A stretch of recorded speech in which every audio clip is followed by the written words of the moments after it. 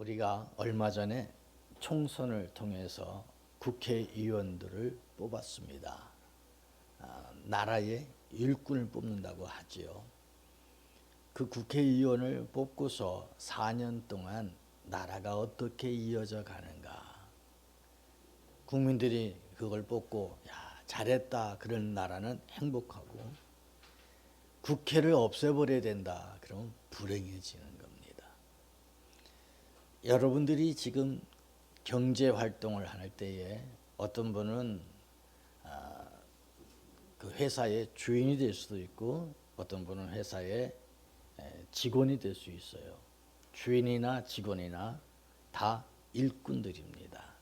회사를 어떻게 이끌어가느냐. 그런데 회사를 이끌어가는 리더의 입장에서 볼 때에는 직원들이 잘 들어오면 회사가 잘 되게 되어져 있어요. 근데 잘못 들어오면 인건비만 나가고, 요즘은 또 노동법이 얼마나 강화가 됐는지 함부로 옛말로 자를 수도 없어요. 그렇기 때문에 사람 쓰는 게 그렇게 어려울 수가 없다고 말합니다. 자, 그러면 국회나 직장이나 또 여러분들이 있는 어느 곳이나 사람이 매우 중요한데, 그 중에 가장 중요한 위치가 있다면 어디냐면 하나님의 나라를 세우는 교회입니다.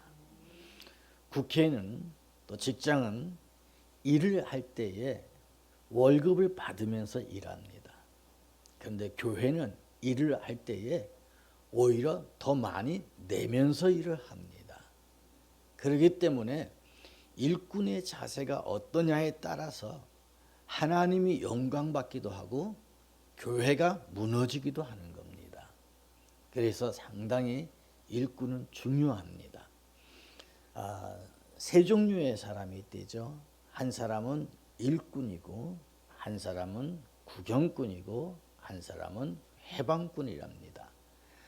세 종류의 사람들 중에 여러분들은 어느 편에 속하는가?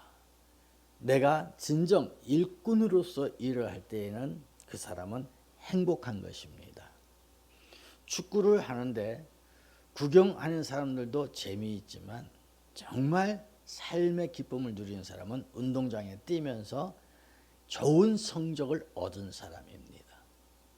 그런데 그걸 보면서 막 열받아갖고 욕하는 사람은 혈압 터져 죽습니다. 여러분 삶의 현장에서 회방꾼이 될 것인가, 구경꾼이 될 것인가, 일꾼이 될 것인가, 그것은 여러분 스스로 결정하지 마시고 나를 뽑아주신 주님께 물어보면서 우리의 점수를 확인해 볼 수 있기를 바랍니다. 저는 이 멋쟁이라고 하는 단어를 참 좋아합니다. 왜냐하면 제 스스로 좀 젠틀맨이 되고 싶은 거예요. 젠틀맨이면 되고 싶다는 말 안 하겠지요. 내 스스로를 알아요. 나도 참 뒤끝이 있고 세상 말로 꼬라지가 있고 성질머리가 있어요. 그래서 어떤 때는 내 자신을 보면서 왜 그랬을까? 그때 이럴 때 좀 더 웃으면서 넘겨주고 더 포용해주고 더 이해해주고 배려했으면 될 텐데, 하루의 삶을 돌아보면서 복귀하다 보면 참 여러 가지 기스, 생활 기스라 할까요? 흠집이라 할까요? 이런 것들이 많이 생겨요. 그럴 때마다 내가 좀 더 쿨했으면, 좀 더 멋있었으면, 그래서 스스로 내가 멋쟁이가 되고자 했어요. 어렸을 때는 사나이라는 단어를 써서 사나이가 되자. 이제 나이 들면서는 멋쟁이가 되자 그래요. 그래서 어쩌든지 모든 삶 속에 외모든 내모든 또 말이든 행동이든 멋있는 사람 되려고 노력을 하고 있습니다. 그래서 저는 오늘도 일꾼을 뽑는 날인데, 무슨 일꾼이냐? 멋쟁이 일꾼, 멋진 일꾼이 좀 됐으면 좋겠다. 할렐루야. 우리 교회에 사랑하는 성도 여러분들이 멋진 성도들이 되어야 돼요. 부전자전이라고 그래요. 그 아버지에 따라서 자식이에요. 근데 희한하게 교회도 그래요. 그 교회 담임 목사님이나 당회를 보면 그 교회 전체를 알 수 있어요. 담임 목사님이 껄렁껄렁하면 교인들이 다 껄렁껄렁해요. 그 희한하죠. 그래서 저는 우리 교회 성도들이 저랑 같이 다 멋쟁이들이 되기를 축복합니다. 자, 그러면 이 멋진 성도는 어떤 성도고 멋진 일꾼은 어떤 일꾼이냐? 제가 여러분에게 일꾼에 대해서 얘기를 할 때에 한 6가지, 7가지 얘기를 했잖아요. 특등 일꾼, 1등 일꾼, 뭐 그다음에 비행기 태우는 일꾼, 또 미꾸라지 일꾼, 또 달팽이 일꾼, 개구리 일꾼. 기억납니까, 여러분? 잘 예배당에 나온 사람은 기억나고 가뭄에 콩나듯이 하면은 저 뭔 소리요 할 수 있겠습니다. 여러분, 어떻든지 간에 일꾼이 멋있는 일꾼이 되어야 하는데, 그 일꾼을 성경이 뭐라고 표현했냐면 여름 추수에 얼음 냉수와 같은 사람이다. 즉 일하는 사람 주인의 마음을 시원하게 하는 사람이에요. 자, 그러면 어떤 사람이 시원하게 하느냐? 오늘 공동의회가 있기 때문에 설교를 짧게 합니다. 첫째, 기도하는 사람이 멋진 일꾼이에요. 기도하지 아니하고 일하는 건 꼭 사고를 쳐요. 그런데 기도하면서 사고 치는 사람은 더 무서워요. 뭐라고 하면 기도 응답 받았다고 그러거든요. 도대체 뭔 기도를 했느냐 말이에요. 오늘 읽은 본문 말씀 7절에 보니까 무엇이든지 뭐예요? 정신을 차리고 근신하여 기도하라 그래요.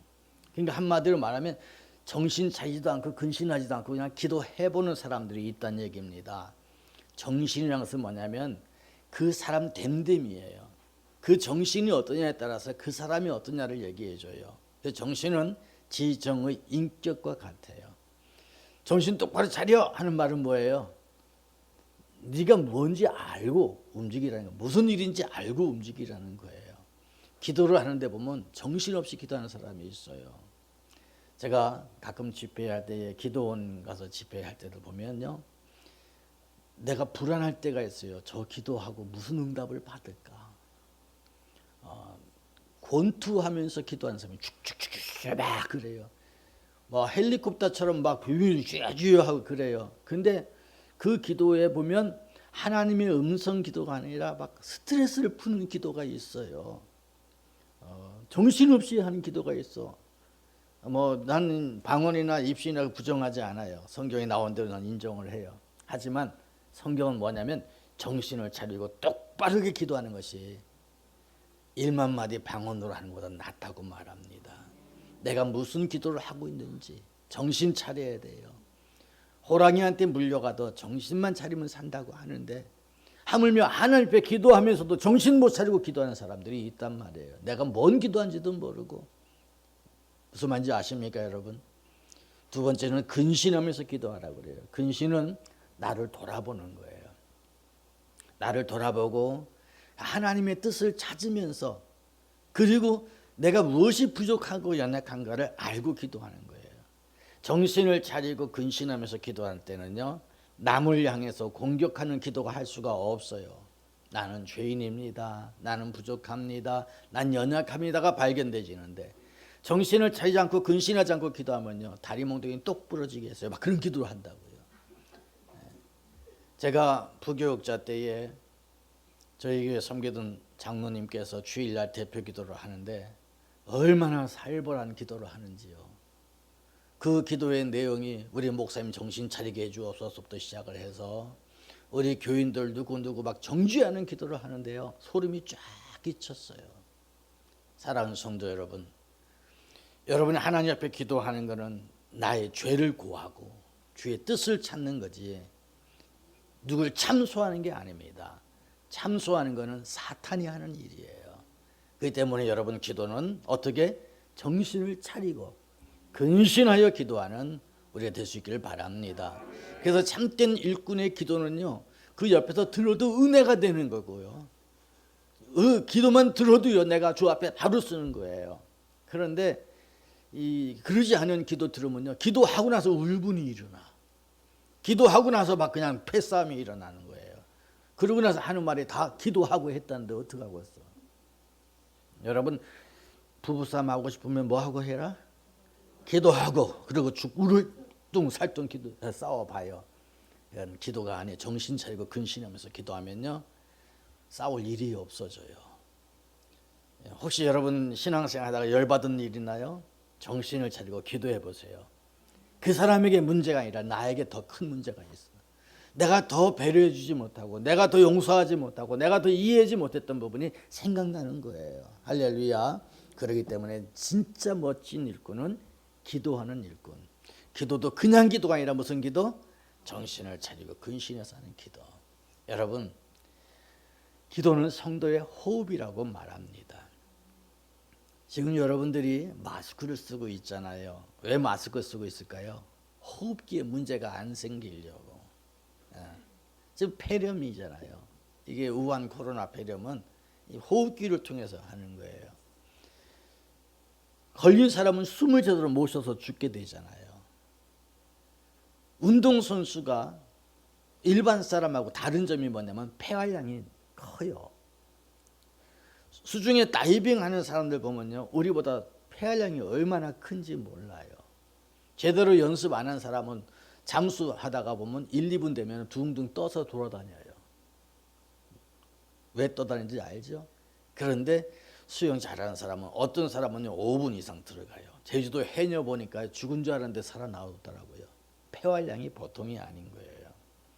기도는 누가 일꾼이냐? 기도에 폐활량이 높은 사람이에요. 그런데 일주일 내내 숨 한 번 안 쉬다가 교회 오신 분들도 있다 없다 있어요. 놀라운 폐활량이에요. 그분들은. 그런 폐활량이 아니라 산소를 들이마시는 폐활량이에요. 그러니까 여러분, 기도하는 사람이 일꾼입니다. 기도를 하되 정신을 차리고 근신해서는 기도. 두 번째는 누가 진짜 멋진 일꾼이냐? 사랑하는 사람이 일꾼이에요. 사랑을 하면은 이뻐진다고 그래요. 교회도 마찬가지예요. 사랑을 하게 되면 이쁜 짓만 하게 되어 있어요. 그런데 사랑의 특징이 뭐냐면요, 뜨거운 거예요. 먼저 성경에는 열심으로 사랑하라 그러는데 이번 번역된 성경은 뜨겁게 사랑하라 그래요. 요즘은 트로트가 아주 인기잖아요. 아주 뭐 여기저기 다 트로트예요. 그냥 우리 집사람도 뭐 나도 모르는 애들 이름 부르려고 해서 어제 이렇게 집에서 있는데 깍깍대고 웃어서 뭐냐 그랬더니 그거 본대요.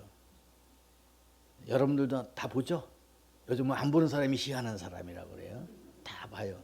근데 그 어떤 분이 노래를 부르는데 이러더라고요. 월요일은 원래 사랑하고 화요일은 화끈하게 사랑하고 뭐 하면서 쭉 알아요 그 노래?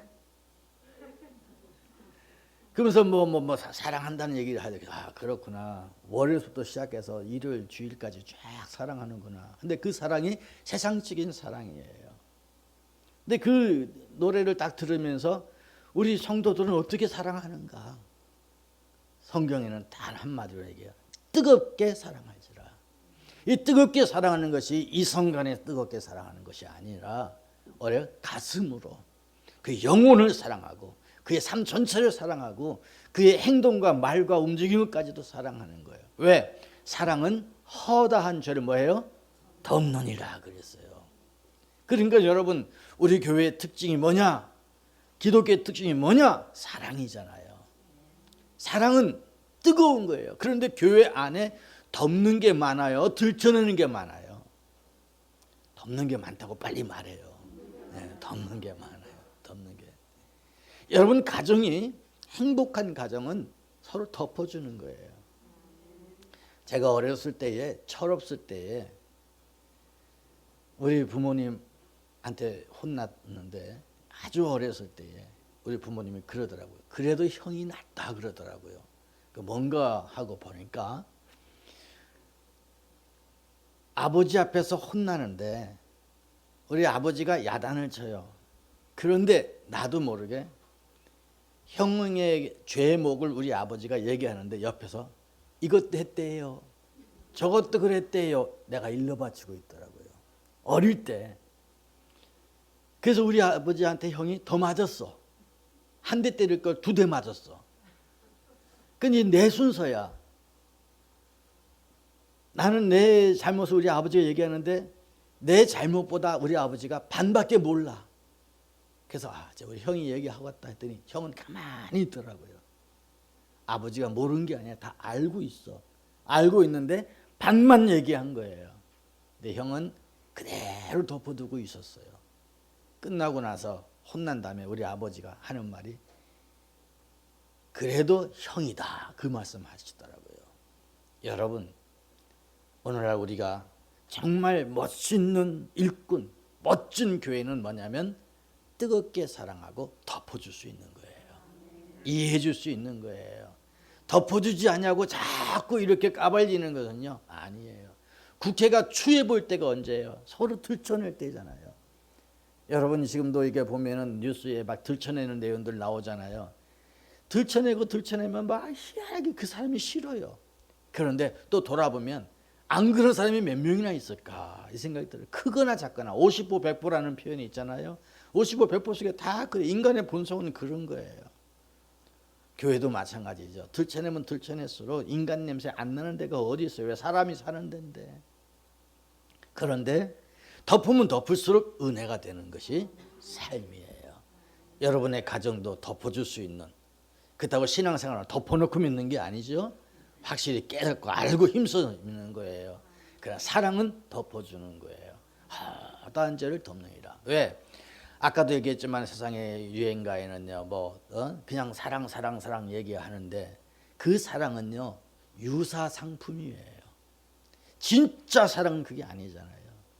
여러분 이번에 그 코로나가 이태원에서 재발됐을 때 그 사람들끼리는 뭐 희한하게 사랑한다고 하지만 그게 진짜 사랑이냔 말이에요.